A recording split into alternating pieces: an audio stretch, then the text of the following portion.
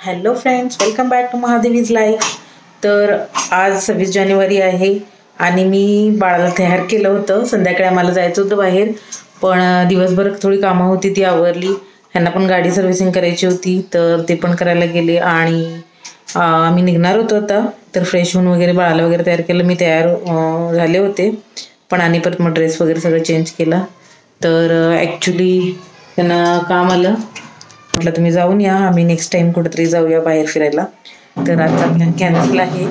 मी actually आज vlogging करणार होते बाहेर जाऊन, पण आता कॅन्सल झालेलं आहे.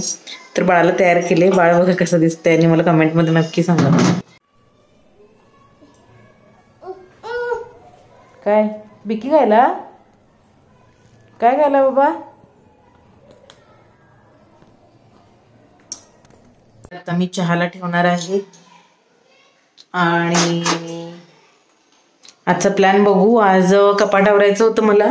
आपण बाहेर जायचा प्लॅन केला होता म्हणून मी कपाट आवरायचं कॅन्सल केलं होतं. तर आता घरातच आहे म्हटलं तर आपल्याला टाईम आहे. पण बाळ करायला देईल की नाही माहीत नाही.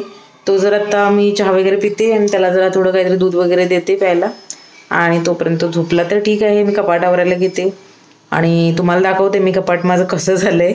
अक्षरशः बघून वैताग आला आहे कपाट.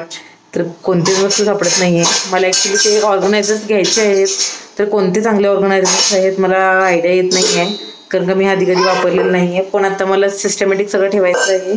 तर मला कमेंटमध्ये नक्की सांगा. आणि लहान मुलांचे कपडे ठेवायचं पण मला काहीतरी सांगा आयडिया. तर मी आता बघू काय करायचं, प्लॅन चालू आहे.